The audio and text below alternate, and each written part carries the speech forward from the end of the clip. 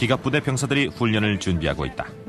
비록 전쟁은 아니지만 실전을 방불케 하는 훈련에서 이들은 세계 최고의 성능과 파괴력을 자랑하는 전차 M1A2 에이브람스에 탑승한다. It's called the Queen of Battle because if you're an armored person who grew up in the armored branch, you perceive it to be the thing that wins wars. 뛰어난 방어 능력을 자랑하는 이 최첨단 전투기계는 어떠한 지형에서도 민첩한 움직임을 보인다. It provides tremendous protection to the soldier, has great lethality.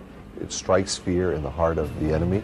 1980년대 에이브람스가 세상에 나오기 전 이 전차는 많은 기술적, 정치적 난관을 넘어야 했다. 에이브람스의 성공에는 거의 1세기에 이르는 기갑전쟁의 역사도 일조를 했다.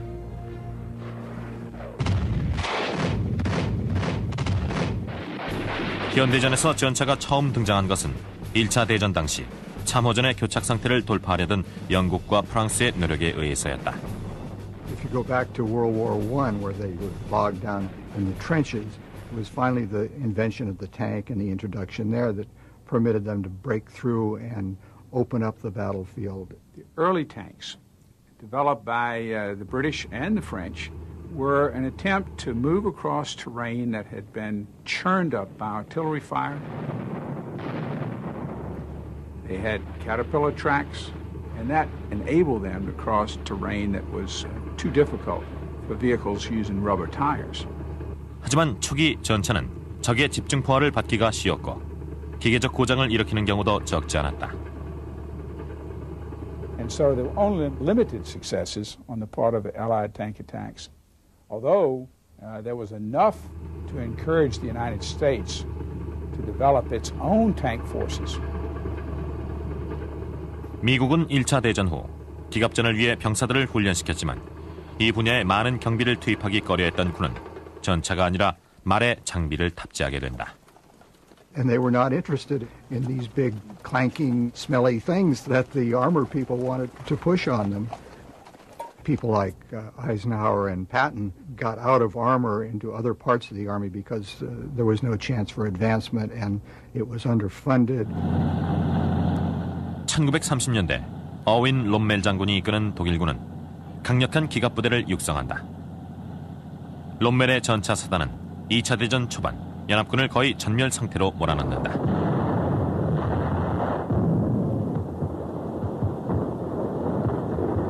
Rommel was a key proponent of the German concepts for the Blitzkrieg, the lightning war.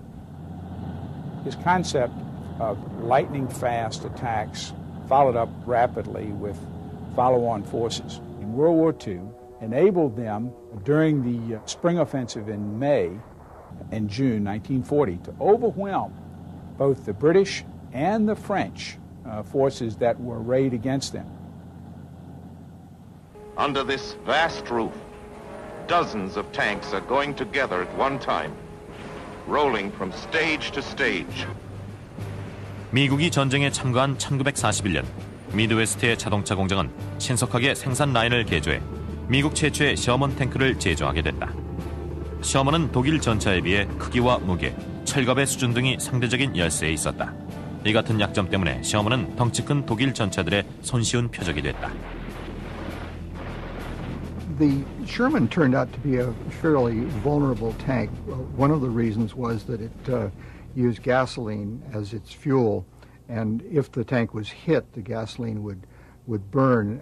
Soldiers on both sides started calling the Sherman the Ronson, named for the Ronson cigarette lighter. 결국 연합군 사령관 아이젠하워 장군은 탱크의 약점을 보완하도록 조치한다.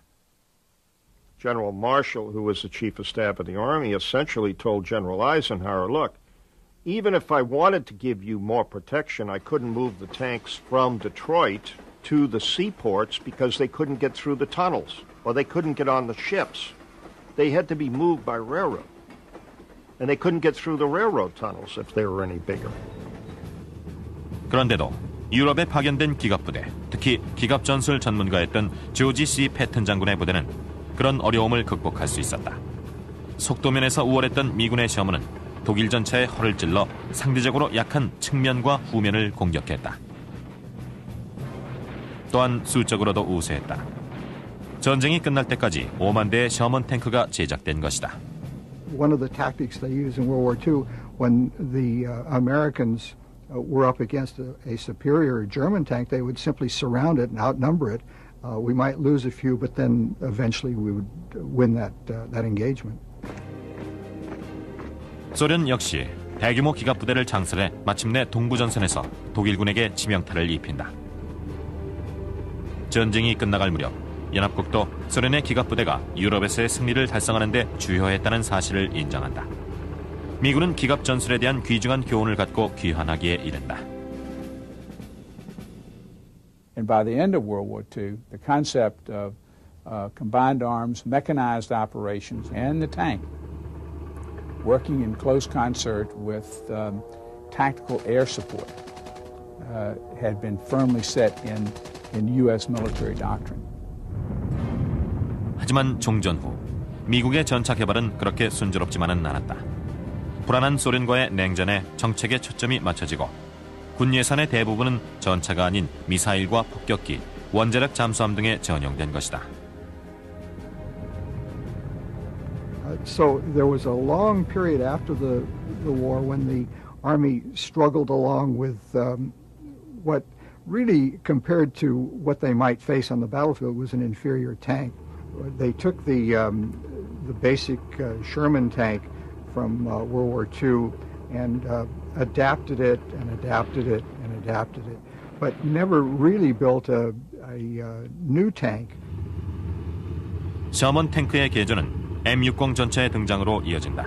하지만 펜타곤의 전략가들은 만약 유럽에서 지상전이 벌어질 경우 소련의 거대한 기갑부대가 미국과 나토 연합군을 압도할지도 모른다는 우려를 갖게 된다. In the Cold War, our greatest concern was of a massive conventional attack by the Warsaw Pact against Western Europe. And as the Soviet Union upgraded its own tanks, we wanted to be in a position to have a superior weapon. But certainly vis-a-vis the Soviet tanks, the M60 was no great shakes. 결국 1963년 로버트 맥나마라 국방장관은 미국이 독일과 제휴해 나토 국가들을 위해 우수한 전차를 개발해야 한다는 결론을 내리게 된다. I was delighted with the results. An agreement to enter into joint research and development projects, the first of which will be the development of a new main battle tank to be jointly financed by our two countries. MBT-70은 완성될 해를 기념해 지은 이름이었으나 이 프로그램은 곧 난관에 봉착하게 된다. As the program matured, more and more the differences in national priorities entered into the picture. It started to come apart on all sorts of different ways.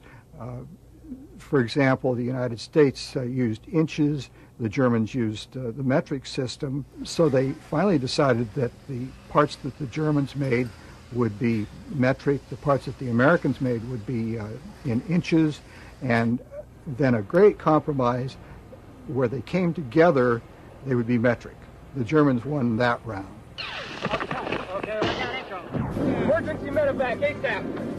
두 나라가 새로운 탱크의 디자인 개발에 골몰하는 사이 미국은 다시 전쟁에 돌입한다. 하지만 장소는 유럽의 평원이 아니라 베트남의 밀림과 논, 산악지대였다. 이곳에서 탱크는 무용지물에 가까웠다. I commanded a cavalry troop, armored cavalry troop, and in that troop I had 9 M48A3 tanks. They could go just about any place, drive through the jungle, knock the trees down. It slowed you down, of course, but we could go just about any place. Once in a while we would get stuck in rice paddies or mud holes. There were some times during the year in the monsoon that you had to be careful what you did. 당시 미군 사령관이었던 윌리엄 웨스트모어랜드 장군은 베트남전과 같은 게릴라전에서는 탱크가 중요한 역할을 담당할 것으로 보지 않았다. 이에 따라 가장 강력한 무기로 떠오르는 것이 헬리콥터였다. Also, people who looked at the lessons of Vietnam, looked at the air mobile ability of the Army, and said that the tank is a dinosaur. We won't ever use it on the battlefield again. 그러나 탱크가 죽었다는 일부의 평가는 시기가 이른 판단이었다.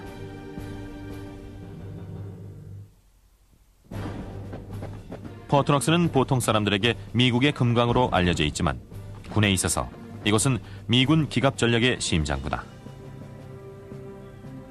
과거의 탱크들이 야외 조각처럼 초원 위에 펼쳐져 있다.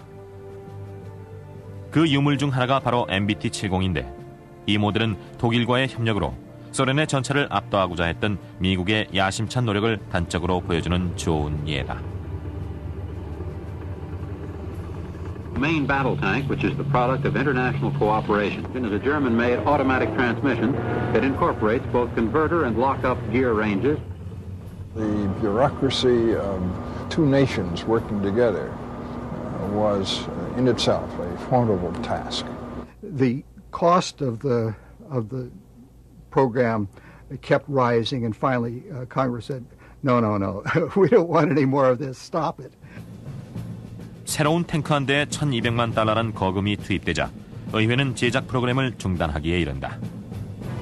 비록 제작에 착수되진 못했지만 MBT-70은 놀라운 능력을 갖춘 전차였다. Some of the characteristics of the MBT-70 that were clearly superior. It was able to move rapidly at speeds in excess of 35 miles an hour. The MBT-70 was made so that it could rise up, shoot, and pop back down again without moving the tank at all, except for that built-in ability to elevate itself. But of course, this all costs money, and that's one of the reasons that it went down the tubes. MBT-70의 실패에도 불구하고 미군은 새로운 전차의 개발을 포기하지 않았다. 1973년 미군은 제너럴 모터스와 크라이슬러사의 경쟁을 통해 가장 경제적인 신형 전차를 제작할 계획을 세운다. Build us a tank that can be produced at $508,000. It had to be better overall than the preceding M60 tank. The Army wanted to upgrade the M60 tank. It wanted to make that tank more lethal and more survivable. And this was given a very great push by the Middle Eastern War of 1973. 1973년 10월 속죄일, 유태인의 명절 중에서도 가장 신성한 이날, 이스라엘은 이집트와 시리아의 기습 공격을 받는다. 이 전쟁에서 상당수의 미제 이스라엘 전차가 기당 $1,000에 불과한 소련제 유도 미사일로 무장한 이집트 보병들에 의해 파괴됐다. It showed the vulnerability of the existing family of tanks because of the effective use of anti-tank weapons by the Egyptian forces and the Syrian forces. And those anti-tank weapons, of course, had been provided by the Soviet Union. Various members of Congress had been fighting tooth and nail against every military expenditure. And suddenly, after the Arab attack on Israel in 1973, they vied with one another to dump more money back into the military budget. 하지만 탱크가 전장의 왕자였던 시절은 지났다고 믿었던 대부분의 의원들은 이 분야의 예산을 낭비하는 것을 탐탁치 않게 여겼다. 게다가 전문가들은 토 유도 미사일을 장착한 적의 헬리콥터 한 대가 3km 밖에서도 아군의 관측을 피해 평균 18대의 전차를 파괴할 수 있다는 사실을 지적했다. When you invest millions and millions of dollars, even hundreds of millions of dollars in a tank that could be knocked out by a very inexpensive anti-tank weapon, it becomes a very questionable thing. In fact, it's obvious nonsense. 하물며 보다 효과적인 레이저 유도 미사일이 개발되는 상황에서 탱크는 폐물이 될 거라는 예상이 지배적이었다. I had expressed the opinion when I left running research and development for the Defense Department that in the long run, the anti-tank system would defeat the tank. 하지만 첨단 전차의 개발을 지지했던 사람들은 전문가들이 간구했던 사실을 발견하게 된다. 새로운 대전차 화기는 화학 폭발물로 쉽게 철갑을 관통하는 성형 장약 단두를 사용했던 것이다. 하지만 영국은 성형 장약 무기에 견딜 수 있는 새로운 형태의 철갑을 개발한다. The Army learned really by accident that the British had developed a secret new method of making armor, and they were just amazed that shells would bounce off this stuff. 벌링턴이란 암호명이 붙은 이 철갑 덕분에 역사 속에 묻힐 뻔한 전차는 다시 화려한 부활을 예고하게 된다. 1970년대 중반, XM-1이란 신형 전차가 디트로이트 근교의 공장에서 제작에 들어갔다. 제너럴 모터스와 크라이슬러에서 나온 직원들이 이 공장의 한 켠씩을 차지하고 있었다. 계약을 따내려 했던 두 회사 중 부담이 더 큰 쪽은 기존의 미군 탱크를 모두 제작했던 크라이슬러였다. M48 탱크의 수석 엔지니어이자 M60의 프로젝트 매니저였던 필립 레트 박사가 크라이슬러 팀의 지휘를 맡았다. In the early days of the program, our task force felt very keenly the need to win the tough competition we faced, and I reminded them at the outset that this was not a life and death matter. It was worse than that. 두 회사는 MBT-70과 1973년의 중동전쟁에서 얻은 교훈을 통해 각각의 모델을 제작했다. 덧붙여 육군 참모총장 크레이튼 에이브람스 장군은 승무원의 안전을 신형 전차의 최우선 가치로 여겼다.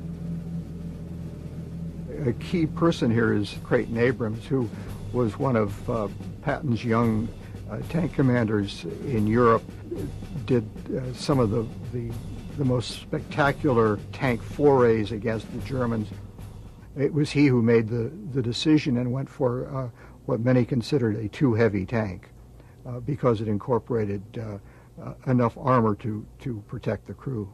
I think in this country there is a tradition of placing high value on human life that's probably as high for any country in the world. Then it makes practical sense too. Beyond that, if your crew survives, they are able to fight another day. 영국에 의해 개발되고 미국이 발전시킨 특수 장갑 덕분에 승무원의 생존율이 높아진다. 오늘날에도 기밀에 속하는 이 다중 철갑 공법으로 인해 전차의 하중이 늘어난 것은 당연한 결과였다. Special armor requires more volume. Several areas of the tank measured in feet and not in inches. 엔지니어들은 1500마력 엔진의 개발을 서둘렀고 탱크의 하중은 무려 약 60톤에 육박하게 된다. Probably the most contentious and difficult question was what kind of an engine should it have? The Army for many years and the Germans had good diesel engines. They had a lot of experience with diesel engines. They liked the diesel engine. 이렇게 제너럴 모터스는 고성능 디젤 엔진을 선택하지만 크라이슬러는 전에 없던 새로운 도전에 착수한다. 헬리콥터와 제트기에 사용되는 것과 유사한 터빈 엔진을 장착한 것이다. We chose the turbine primarily because of its reliability. There was another advantage to the turbine, and that was its light weight. It was about 2,000 pounds lighter than the diesel that we were comparing it to at the time. And this meant that within our weight budget, we could put more of the weight into armor. 조용한 터빈 엔진은 적의 탐지를 피할 수 있었고 순간 가속력도 뛰어났다. It can go from a standing start to quite fast in a very short time. It can go 60 miles an hour. It can jump over obstacles with this turbine engine, but also it will use up an awful lot of fuel. There was great question, even within the Army, whether we should move to this new kind of powertrain as opposed to the tried and true diesel engine. It was risky. We were not at all sure that this would succeed or be blessed by the Army because no other tank in the world had a turbine engine. 1970년대 재정적인 곤란을 겪고 있던 크라이슬러로서는 반드시 계약을 따내야만 할 절박한 상황에 처해 있었다. They went to a kind of a shootout where they demonstrated the tanks, and it seemed that General Motors had won. They were ready to pull out the champagne, but then there were some doubts. Is that really the tank we want? So in a very controversial decision, the Army went back and said, well, we're going to have a little bit more competition. 레터 박사가 이끄는 크라이슬러 팀은 제너럴 모터스보다 낮은 가격을 제시할 수 있는 방법을 모색했다. Chrysler went to their suppliers and said, let's get these costs down, and they came back, and at that time the decision was, well, Chrysler wins. 이 신형 탱크는 기존의 전차와는 전혀 다른 모습을 보여준다. For the first time in a tank that I'm aware of, we separated from the crew all of the combustibles, the fuel behind armor in the front, the ammunition behind even thicker armor in the rear of the vehicle, so that when it was hit by enemy fire, as sometimes will happen in war, the ammunition would explode and blow off panels would allow the fire that resulted to be exhausted away from the crew without injury to the crew. 승무원들은 열감지 조준경을 통해 야간에도 표적을 정확히 식별할 수 있다. 특히 최신식 디지털 장비와 컴퓨터는 한도화기의 정확성과 여타 기능을 향상시켰다. 그리고 무엇보다 혁신적인 것은 레이저 거리계로 이동 중에 사격을 해도 정지 상태와 거의 차이가 없이 정확성을 보인다는 점이었다. We had to come up with a stabilization system that would keep the line of sight of the gunner on the target as the vehicle was going cross-country, bouncing, pitching, rolling, etc. And it's much easier to stabilize with gyros the lightweight mechanism of crosshairs in the sight than the gun itself. This is 12 feet of steel out there that bends and moves, and what we did with the inhibitor circuit was to allow the gun to fire only as it came into coincidence with the line of sight of the gunner. 기술적 개선이 더 필요하다는 일부의 주장을 뒤로하고 1981년 캐스퍼 와인버거 국방장관은 이 전차의 제작에 착수할 것을 지시한다. It had been in development so long because every 6 months or so somebody would decide something new that they wanted on it. And you had to come to finality and build what you had if you wanted to have a better tank available quickly. 1982년, 1960년대 초기부터 미군이 추구하던 신형 전차가 마침내 세상의 모습을 드러낸다. 1974년 참모총장으로 근무하다 순직한 크레이튼 에이브람스 장군의 이름을 따서 M1 에이브람스로 불리게 된 이 신형 전차는 나토 군사훈련에서 일각의 비판을 영원히 잠재운다. The M1 Abrams tank has a 105mm main gun. Dieser Panzer hat eine 105mm Kanone. And this tank won all of the prizes, as so to speak, that the NATO contests for effective deployment and effective targeting accuracy, mobility, degree to which it could be protected, and all the rest. It was a very, very good tank. 새로 제조된 M1 에이브람스는 대부분 미군 기갑부대가 주둔하고 있던 독일로 배치된다. The M1 tank was such an improvement over everything that had gone before that our soldiers, from the youngest to the battalion commanders just like me, fell in love with our new vehicle. One of the things that occurred to my driver as we were driving our new M1 through a maneuver course, he said, "Colonel, this is just like driving a jet plane on tracks." And he was right. It could fire faster, it could fire on the move. The armor was described to us as being basically impenetrable by any known anti-tank weapon that the Soviet Union at the time could fire at us. So one of the big points for the soldiers was the survivability of the tank. M1 탱크는 소련 침공으로부터 유럽을 방어하는 데 중추적 역할을 담당한다. It was very important to have the M1 tank when we were talking about a major land war in Europe, or deterring a major land war in Europe, which you did not only by the strategic deterrent, but also by the forces in place there that made the Soviets at least think twice about whether they could sweep to the Channel within 30 days.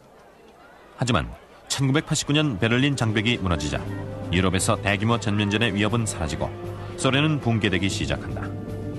M1 탱크는 유럽에서 실전에 투입되지 않았지만 곧 또 다른 임무가 주어진다.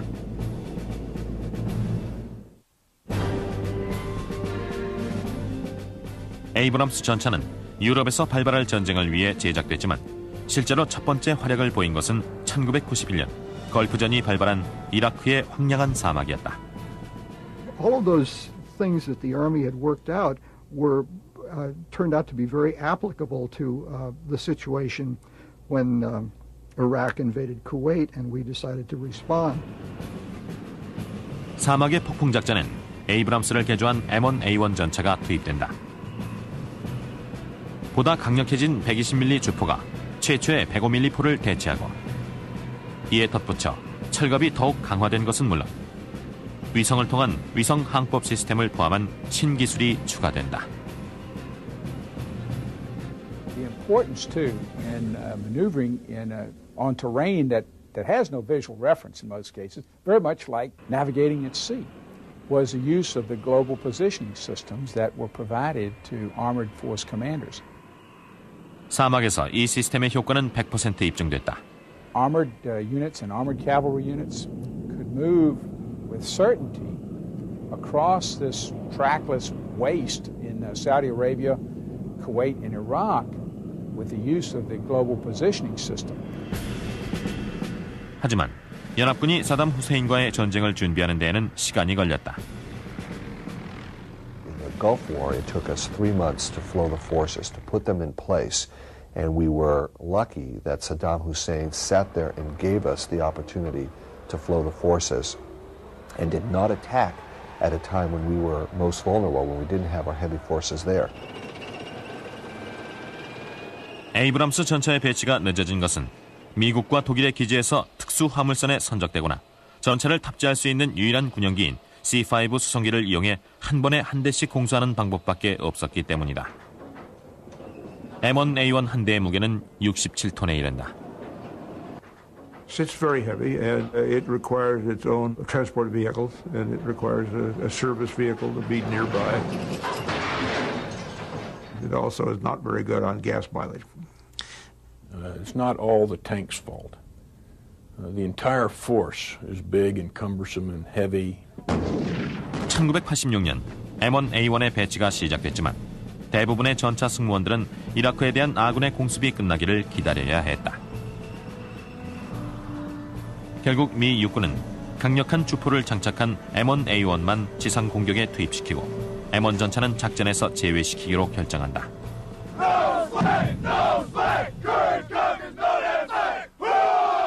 The Army's out here, and there's no problem with us. We're pretty squared away. We have enough water. We have enough fuel. We can survive out here. We can live out here, and we can fight out here. 기갑부대 병사들은 훈련지인 독일과는 전혀 다른 지형에서 싸우는 법을 배워야 했다. We were used to close-in corridors, restricted areas that would be a European fight. Now we're open spaces as far as you could see. The maneuver exercises and training preparation allowed us to adjust rapidly. 1991년 2월 지상전이 시작되자 최첨단 무기 M1A1의 효력이 입증되기에 이른다. The vehicles out in that desert environment, once you were adapted to it, it was the best ride in town. It was 70 tons going across open desert where no one had been in before. I mean, you didn't see a camel, you didn't see a goat, you didn't see a footprint. First tank into Iraq! 전차는 모래 폭풍이나 화염에 휩싸인 쿠웨이트 유정이 내뿜는 검은 연기 속에서도 민첩한 움직임을 보였다. 열감지 장치를 사용하는 미군 조종사들은 이라크군과 소련제 T-72 탱크를 압도할 수 있었다. And we could engage from ranges that the Iraqis couldn't even see us. 3 kilometers, 2 miles, essentially in the dark, in the bad weather, using the thermal sights. They couldn't even tell what direction the fire was coming from. 제리 위도위치 대령은 사막의 폭풍 작전에서 제1기갑 여단을 지휘했고 그의 부대는 2월 26일 밤 이라크군과 첫 전투를 벌인다. We had attacked all night with no real heavy resistance. I mean, they were so overmatched, and their tanks disappeared immediately with the first line of engagement by ours. 거칠 것이 없었던 대령의 여단은 2월 27일 아침 예정보다 훨씬 앞서 진군을 계속하고 있었다. When we came up out of the wadi or the valley that morning at about 11:30 and encountered a dug-in brigade, it was a bit of a surprise. 그들을 맞이했던 건 마디나 능선을 따라 매복하고 있던 이라크 공화국 수비대였다. They suddenly popped up on the horizon, but we were in excess of 4,000 meters, which was well beyond their range, so that when we began to engage them, they didn't know if it was from the air, from the ground, or where it was coming from until the thunder began to roll of the cannons firing on the horizon. Gator 6, Red 1, destroyed 2 tanks. 미 기갑여단은 육안으로 이라크군을 식별할 수 없는 거리에 있었지만 열감지 장치엔 표적이 정확히 나타났다. 탄도미사일 컴퓨터가 유도하는 포격에는 오차가 없었다.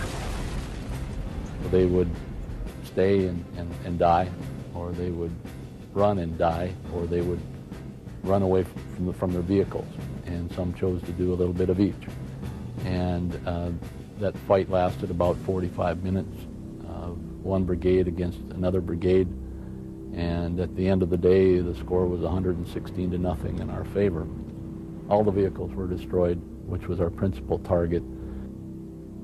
이라크군의 몰락은 군 당국과 첩보기관마저 놀라게 할 만큼 너무나 손쉬운 승리였다.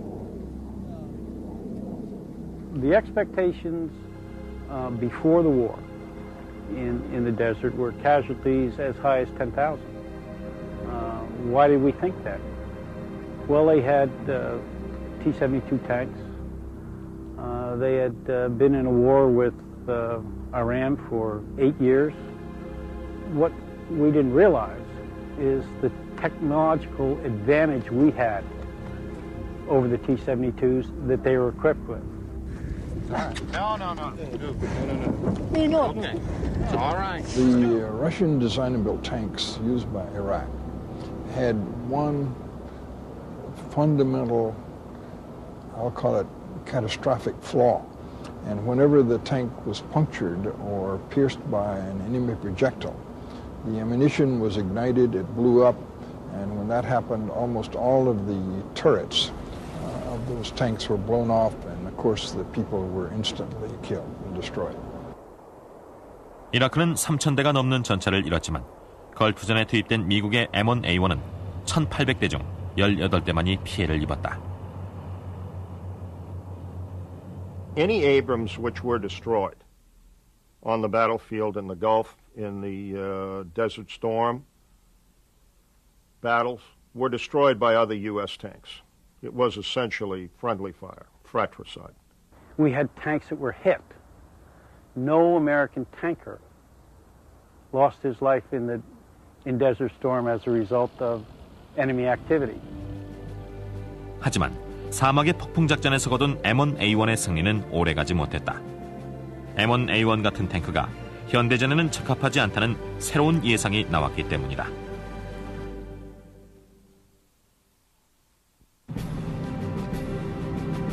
사실 걸프전의 끝은 냉전의 종식을 의미하는 것이었다. 소련을 비롯한 바르샤바 조약기구의 몰락과 함께 미국의 군 예산은 축소 일로에 들어선다. President Bush laid out a plan for reducing the armed forces by about 40%.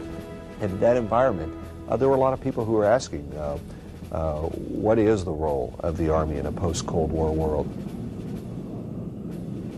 군은 차세대 에이브람스 M1A2의 개발을 지도하지만 의회는 이 프로그램을 후원하는 데 소극적이었다. We're proud to serve. We need your support for a budget which is drastically changed from the budgets of the past. We found ourselves in the position after the Gulf War of having so much downward pressure on the Army budget and convinced people that it was appropriate to have a new model tank where we just couldn't close the deal, so to speak. 역설적으로 이 프로그램을 지속시킨 것은 구형 전차를 M1A2로 교체하려던 사우디였다. They chose to purchase the M1A2 at a time when we did not have the resources and the political support or the support within the Department of Defense to do that. Was, I suppose, ironic in a sense, but certainly very beneficial and kept the production line open. 마침내 의회는 기존의 에이브람스를 M1A2로 업그레이드하는 데 동의한다. 하지만 탱크 프로그램에 대한 의회의 반감은 비단 돈 문제에 국한된 것이 아니라 탱크를 구시대의 유물로 여긴 데서 비롯된 것이었다. And as I would talk to senators and congressmen about what the Army's needs were, especially in recapitalizing our equipment, part of what I would hear is, well, if what you want this new money for is to invest in 70-ton tanks and Cold War legacy platforms, I'm not sure I want you to have the money.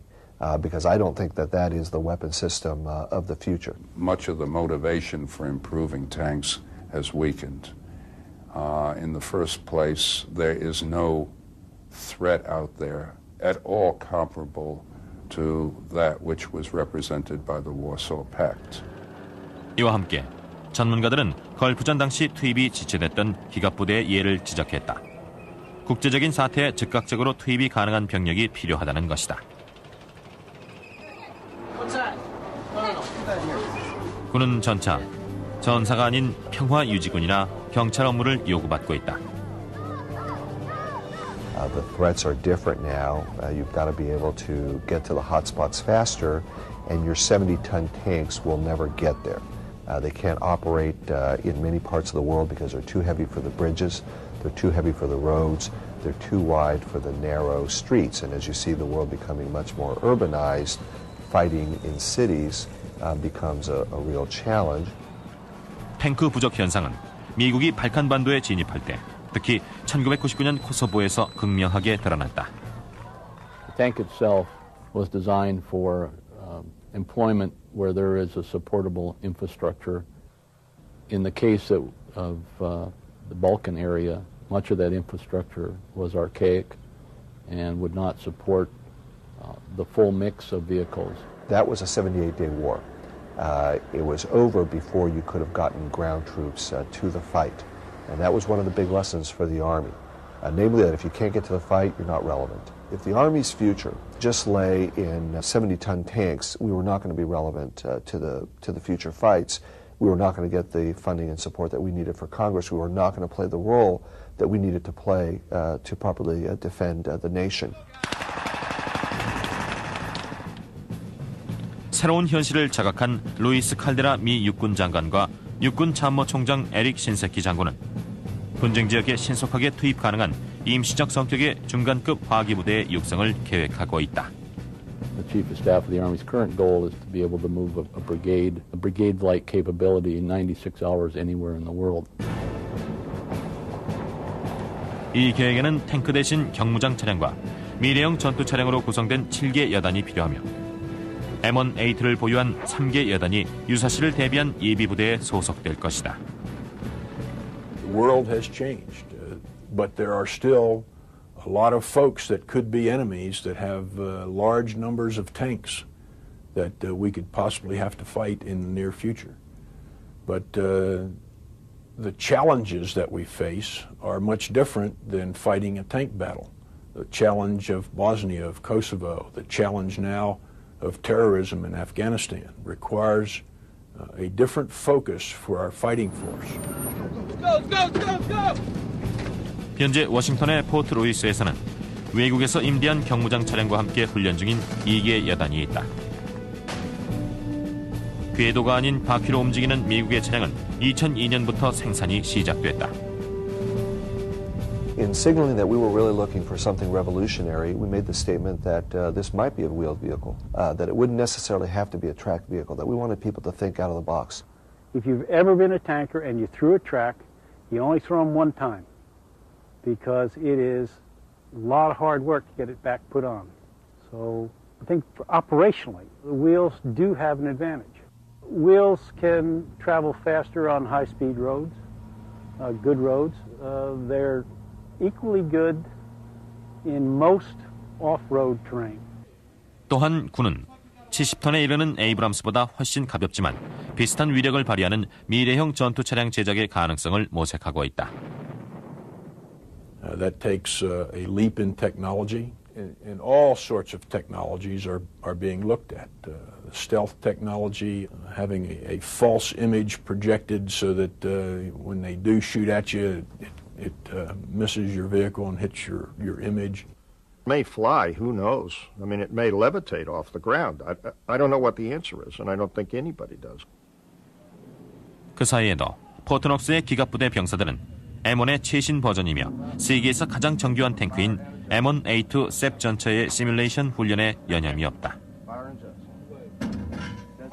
They have sights that can see twice as far as we did in Desert Storm.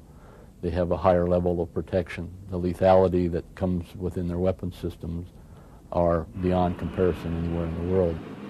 조정수는 분리된 열감지 장치를 통해 사수가 첫 번째 표적을 조준하는 동안 다음 표적을 찾아낼 수 있다. 이 스크린은 아군과 적군의 상황을 동시에 보여주며 사격은 거의 100%의 명중률을 자랑한다. You have to make a very big mistake or do it on purpose to miss the target. And when artillery is able to shoot the first round out of its tube within 1 meter of the enemy target and kill it, that's close enough. 오늘날 이 최첨단 전투병기는 미국 기갑부대의 자부심이지만 채 20년이 가기 전에 이들은 일선에서 물러나 자신들의 조상처럼 포트녹스의 잔디를 장식하게 될 것이다. Eventually, the Abrams may be the last tank that was produced, and the tank will have played a glorious role in defending and protecting our nation and our freedoms. But like all things, there will be a day when it passes. 그날이 올 때까지 에이브람스는 세계 최고의 전차라는 명성을 이어갈 것이다.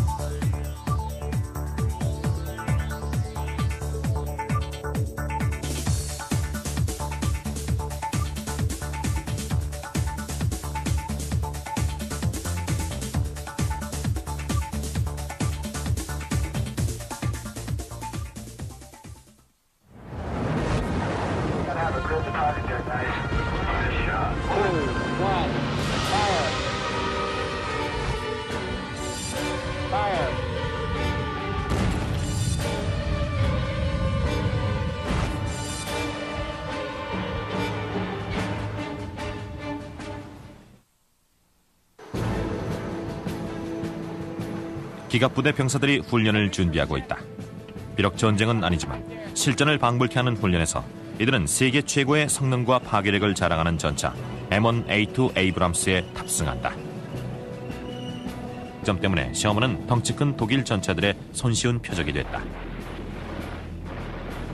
The Sherman turned out to be a fairly vulnerable tank.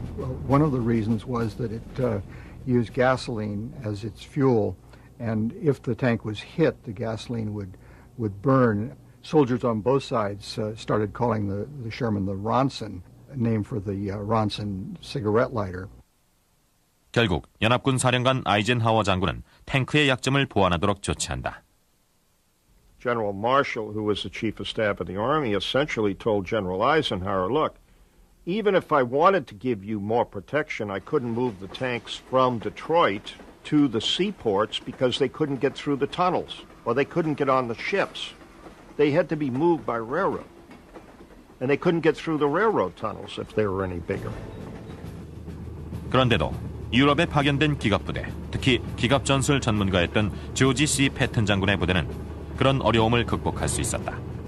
속도면에서 우월했던 미군의 시험은 독일 전차의 허를 찔러 상대적으로 약한 측면과 후면을 공격했다. It's called the Queen of Battle because if you're an armor person who grew up in the armor branch, you perceive it to be the thing that wins wars. 뛰어난 방어 능력을 자랑하는 이 최첨단 전투기계는 어떠한 지형에서도 민첩한 움직임을 보인다. It provides tremendous protection to the soldier, has great lethality. It strikes fear in the heart of the enemy. 1980년대 에이브람스가 세상에 나오기 전 이 전차는 많은 기술적, 정치적 난관을 넘어야 했다. 에이브람스의 성공에는 거의 1세기에 이르는 기갑전쟁의 역사도 일조를 했다.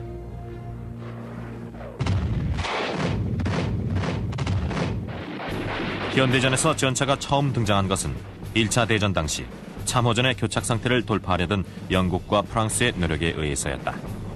If you go back to World War I, where they were bogged down in the trenches, it was finally the invention of the tank and the introduction there that permitted them to break through and open up the battlefield. The early tanks developed by 이끄는 독일군은 강력한 기갑부대를 육성한다. 롬멜의 전차 사단은 2차 대전 초반 연합군을 거의 전멸 상태로 몰아넣는다.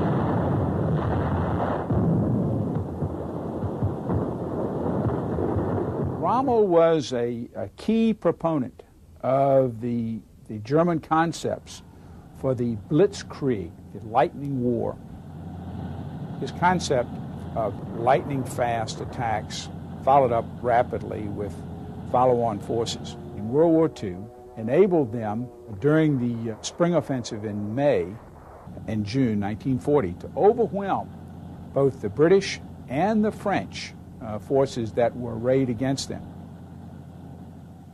Under this vast roof, dozens of tanks are going together at one time, rolling from stage to stage. 미국이 전쟁에 참가한 1941년 미드웨스트의 자동차 공장은 신속하게 생산 라인을 개조해 미국 최초의 셔먼 탱크를 제조하게 됐다. 셔먼은 독일 전차에 비해 크기와 무게, 철갑의 수준 등이 상대적인 열세에 있었다. 이 같은 The British and the French were an attempt to move across terrain that had been churned up by artillery fire. They had caterpillar tracks, and that enabled them to cross terrain that was too difficult for vehicles using rubber tires. 하지만 초기 전차는 적의 집중 포화를 받기가 쉬웠고 기계적 고장을 일으키는 경우도 적지 않았다. And so there were only limited successes on the part of the Allied tank attacks, although there was enough to encourage the United States to develop its own tank forces. 미국은 1차 대전 후 기갑전을 위해 병사들을 훈련시켰지만 이 분야에 많은 경비를 투입하기 꺼려했던 군은 전차가 아니라 말의 장비를 탑재하게 된다. And they were not interested in these big, clanking, smelly things that the armor people wanted to push on them. People like Eisenhower and Patton got out of armor into other parts of the Army because there was no chance for advancement and it was underfunded. 1930년대 어윈 롬멜 장군이